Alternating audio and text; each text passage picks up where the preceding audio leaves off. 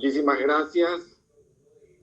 Quiero recalcar que este es un inicio que se irá acrecentando en su desarrollo, en su devenir sobre el ámbito artístico, cultural, sola y exclusivamente bajo el involucramiento, bajo el compromiso y bajo la posibilidad de que juntos podamos iniciar un proceso que nos permita compartir las expresiones a través de las diferentes manifestaciones que podamos tener artísticamente.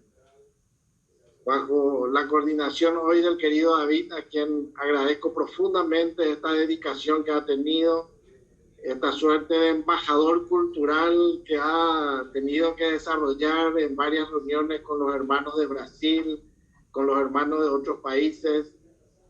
Y hoy el gran privilegio de poder dar este primer paso que va a ir fortaleciéndose bajo el involucramiento de cada uno de ustedes.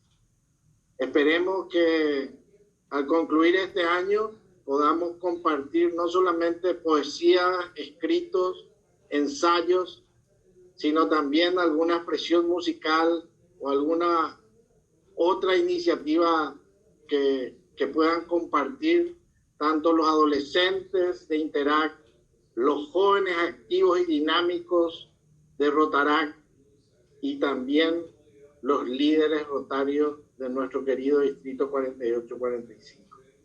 Muchas gracias a todos por darnos la posibilidad de generar este espacio, que es un espacio para cada uno de ustedes.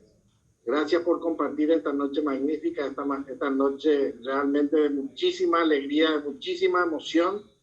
Y en la persona del querido Geraldo Leite, agradecerle a todos los hermanos de otras partes de América que han compartido con nosotros y que nos han dado su estímulo para que podamos generar este espacio que estoy seguro va a ser un espacio de mucho enriquecimiento para todos nosotros.